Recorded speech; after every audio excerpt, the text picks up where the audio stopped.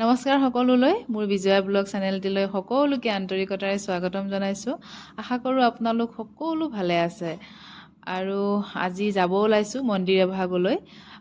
এই মন্দিৰ ভাগ হৈছে মা ভুৱনেশ্বৰী মন্দিৰ। গুৱাহাটীৰ নীলাচল পাহাৰতে অৱস্থিত আৰু মা কামাখ্যা মন্দিৰৰ পৰা ওপৰলৈ 1 কিলোমিটাৰমান গ'লে এই মন্দিৰ ভাগ পোৱা যায়। আৰু আপোনালোকে যদি গৈছে গমেই পাইছে, আৰু যদি যিসকলে যোৱা নাইকিয়া মা কামাখ্যা মন্দিৰলৈ গ'লেই দৰ্শন কৰিব পাৰিব ওপৰলৈ 1 কিলোমিটাৰমান উঠিলেই। আৰু খুব ধুনীয়া এটা প্ৰাকৃতিক সৌন্দৰ্যৰে ভৰা মন্দিৰ ভাগৰ চাৰিও কাষটো। আৰু ময়ো এবাৰ প্ৰথমবাৰে গৈছোঁ, আৰু এই ভুৱনেশ্বৰী মন্দিৰত শুক্ৰবাৰে যোৱাটো খুবেই ভাল বুলি কয়। গতিকে আপোনালোকে গ'লে শুক্ৰবাৰে যাবৰ কাৰণে চেষ্টা কৰিব। আৰু মাৰ মন্দিৰত আচলতে সকলো বাৰতেই যাব পাৰি, কোনো নিৰ্দিষ্ট বাৰ নাথাকে, তথাপিতো শুক্ৰবাৰে গ'লে ভাল বুলি কয়। এইটো জনবিশ্বাস চলি আহিছে। আৰু মা ভুৱনেশ্বৰীক এই পৃথিৱীৰ সৃষ্টিৰ জন্মদাত্ৰী বুলিও কোৱা হয়। মাক ৰাজেশ্বৰী বুলিও জনা যায়। আদিশক্তি মা বুলিও মা ভুৱনেশ্বৰীক কোৱা হয়। মা ভুৱনেশ্বৰী ত্ৰিভুৱনৰ দেৱী, আৰু মায়ে আচলতে সকলোৰে মনৰ বাঞ্ছা পূৰ্ণ কৰে, আৰু মায়ে কেতিয়াও কাকো খালী হাতে নপঠায়। মাক আচলতে মনৰ বিশ্বাস আৰু ভক্তিয়ে সকলোখিনি, আমি তাতেই সকলোখিনি পাওঁ। আৰু সেয়া আমি মাক দৰ্শন কৰিলোঁ।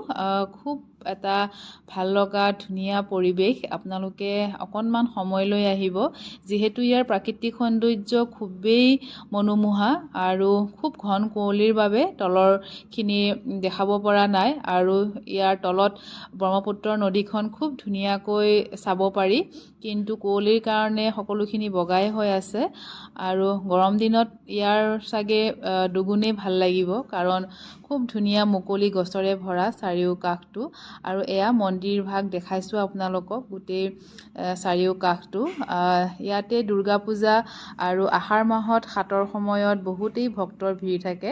সদায় থাকে, অলপমান কম থাকে, কিন্তু দুৰ্গা পূজা আৰু হাতৰ যেতিয়া মা কামাখ্যাৰ হাতৰ সময়ত ভক্তৰ ভিৰ থাকে। বহু হাজাৰ ভক্ত ইয়াৰ মা ভুৱনেশ্বৰী মন্দিৰলৈও আহে আৰু মাক ওচৰৰ পৰা সেৱা কৰি যায়। আৰু এয়া আপোনালোকক দেখাইছোঁ খুব ডাঙৰ গোটেই চাৰিও কাষটো। আৰু চাকি দিয়া ঠাইখিনিও বেলেগ, আৰু তলতেই সকলোখিনি ধূপ চাকি কিনিব পাৰে। মাৰ ওচৰত দিয়া সকলোখিনি সামগ্ৰী পোৱা যায়। আৰু মা ভুৱনেশ্বৰীক শতাক্ষী আৰু শাকম্ভৰী নামেও জনা যায়। মা ভুৱনেশ্বৰী আচলতে সকলোৰ সৃষ্টিৰ জন্মদাত্ৰী মা। আৰু আজি ভাগ্য হ'ল মোৰ মাক দৰ্শনৰ কাৰণে খুব ভাল লাগিলে। এই জেগাখিনিতেই চাকি ধূপ লগাই দিলোঁ। আৰু এয়া মন্দিৰৰ একেবাৰে কাষতেই আছে চাকি জ্বলোৱা ঠাইখিনি। আৰু ভক্ত আহি আছিলে 2-এজন কৰি, আৰু বেছি সময় ৰখিব লগা নহ'ল আমাৰ। ধুনীয়াকৈ মাক দৰ্শন কৰিলোঁ। এয়া মাৰ সোমাই যোৱা গেটৰ এইখিনি বাহিৰৰ ছাইডটো, আৰু যিহেতু ফোন ভিতৰলৈ নিব নিদিয়ে, গতিকে বাহিৰৰ পৰাই এয়া আপোনালোকক দেখালোঁ। খুব ধুনীয়া এটা মনোমোহা প্ৰাকৃতিক পৰিৱেশৰে ভৰা মন্দিৰ ভাগৰ চাৰিও কাষটো, আৰু খুব ভাল লাগিলে। এয়া মা সৰস্বতী আছে মন্দিৰৰ কাষতেই, মাৰ চৰণতো সেৱা কৰিলোঁ। খুব ধুনীয়া এটা ভাল লগা পৰিৱেশ, আৰু গৰম দিনত আহি হয়তো খুব বেছি ভাল লাগিব। আৰু মা দৰ্শন কৰি এয়া আমি ওলাইছোঁ এতিয়া।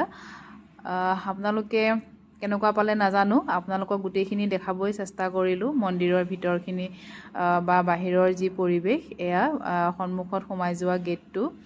এয়া আমাৰ সকলোখিনি হৈ গ'ল, আৰু এইটোৱে আছিলে আজিৰ মোৰ ভিডিঅ'। যদি ভাল লাগিলে প্লিজ লাইক কৰিব, কমেণ্ট কৰিও জনাব।